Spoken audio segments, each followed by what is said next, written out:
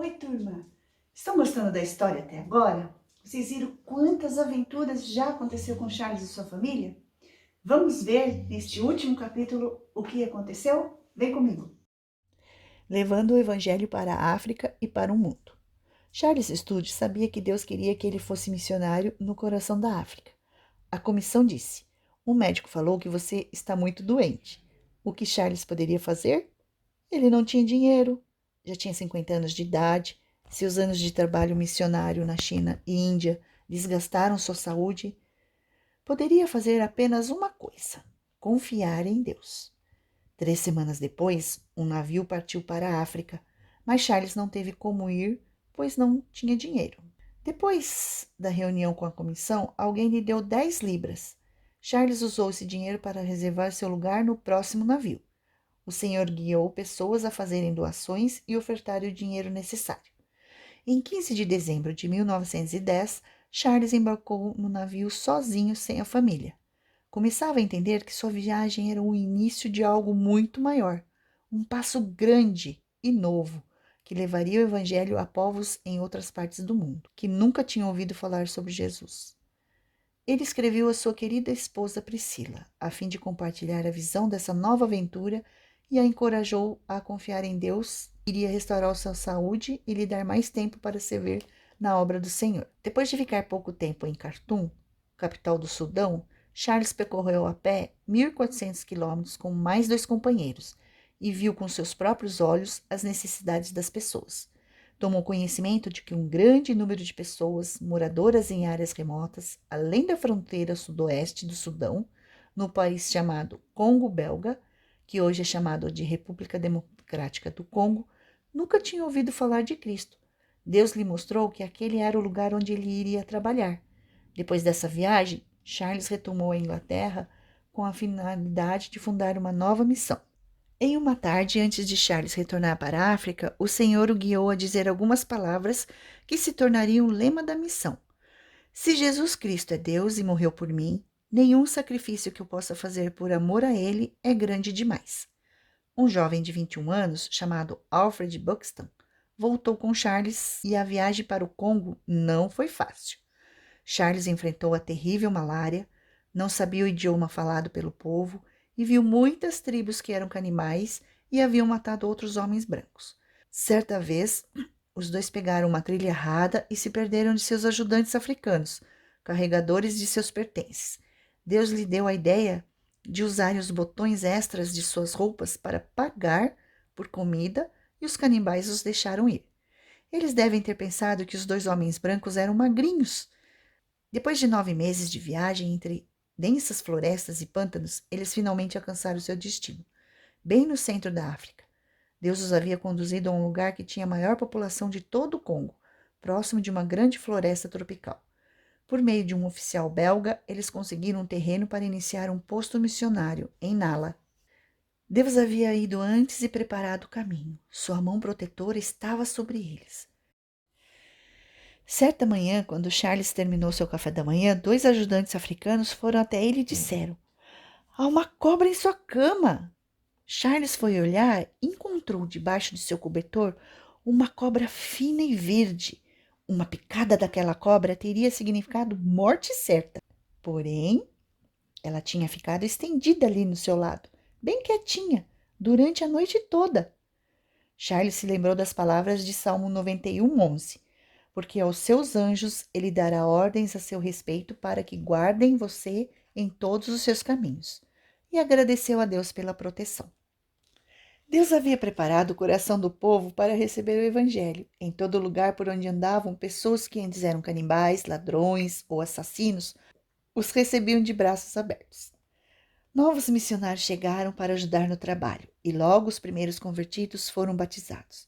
Vários desses novos convertidos ausentaram-se por 3 meses porque sentiam necessidade de pregar o evangelho para outros. Alguns foram como missionários para outras tribos. O Novo Testamento e parte do Velho foram traduzidos para o idioma Bangala. Essa língua era conhecida por cerca de 100 tribos naquela vasta área, mas naquele tempo eles não sabiam disso. Logo, algumas igrejas foram abertas em toda aquela região. Milhares de pessoas que antes tinham cultuado a ídolos e feito muitas coisas perversas foram transformadas pelo Senhor Jesus Cristo. Não foi fácil, mas Deus concedia bênçãos. Duas filhas de Charles e seus esposos também foram juntar-se a eles e ser missionários na África. Um dos casais enterrou seu primeiro filho naquelas terras vítima de uma doença que foi adquirida lá. Durante os últimos 13 anos da vida de Charles, ele só voltou a ver sua esposa, Priscila, por 2 semanas, antes que ela fosse estar com o Senhor. Priscila não estava gozando de uma boa saúde. Mesmo estando acamada, formou um núcleo de oração, preparou cartas de oração, panfletos sobre o trabalho da missão e escrevia muitas vezes, de 20 a 30 cartas por dia. Também planejava as publicações da revista da missão. As filhas ajudavam-na nesse trabalho. Deus lhe deu forças para viajar e falar em muitas reuniões sobre o trabalho missionário.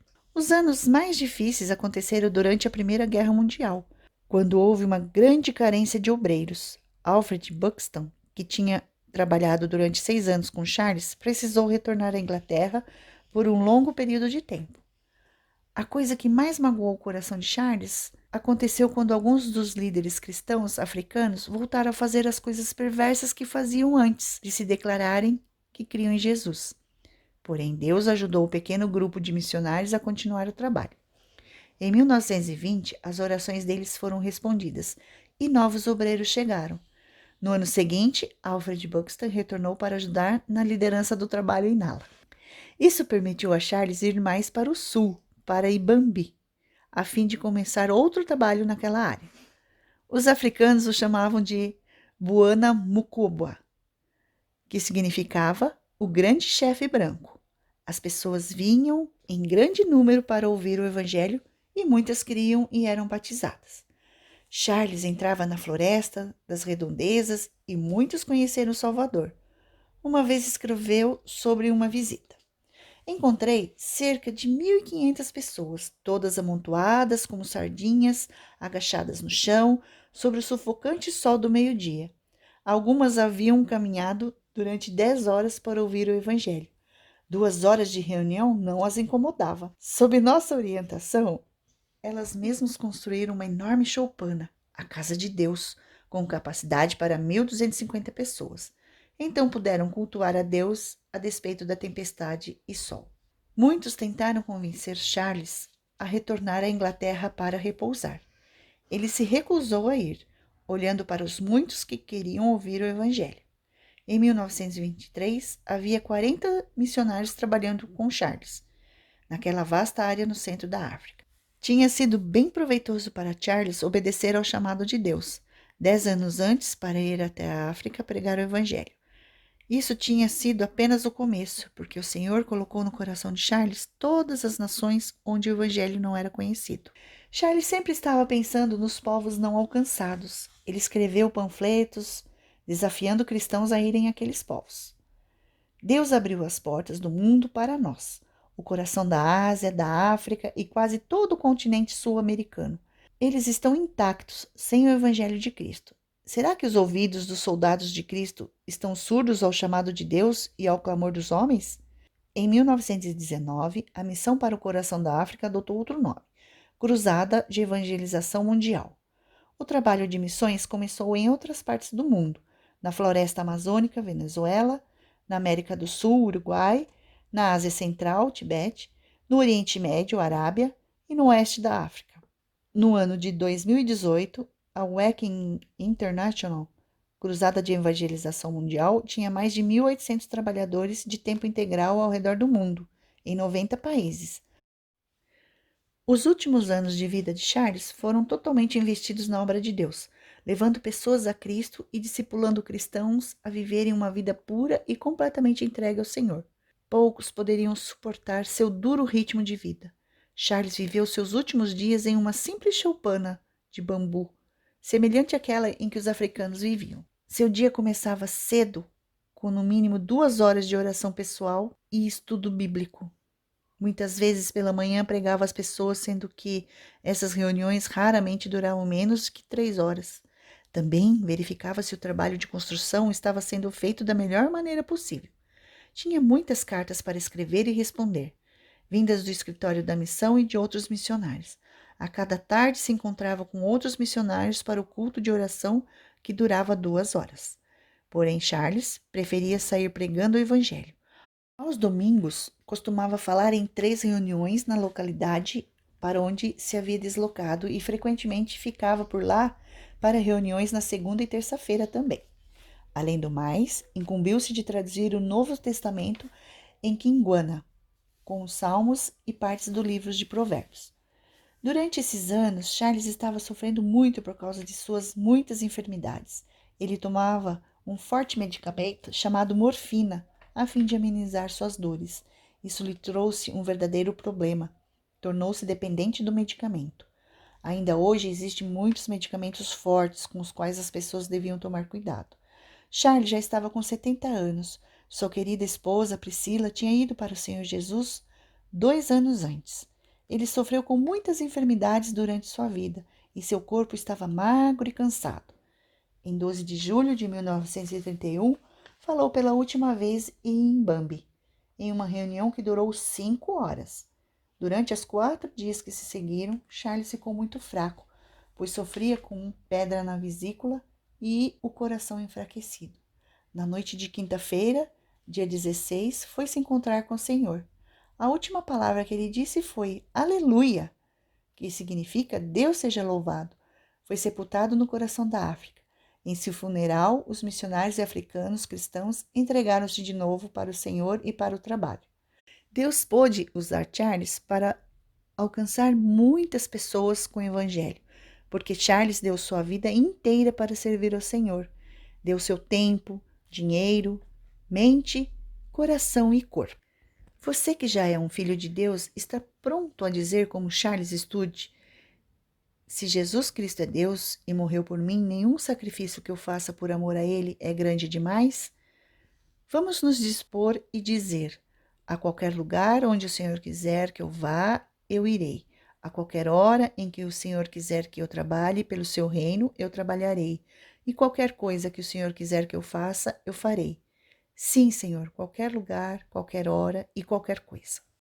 Gente, que história incrível de um cristão verdadeiro, temente a Deus, uma história rica de aventuras e de bênçãos de Deus. Deus chamou Charles e sua família para serem missionários. Deus pode fazer o impossível em nossas vidas também. Se vamos ser missionários longe ou perto, é que é Deus quem confirma. Podemos ser missionários onde quer que estejamos, em nossa casa, com os amigos. Deus é que sabe. Olhe aí no seu coração e veja o que Deus tem para você. Um beijo e até lá.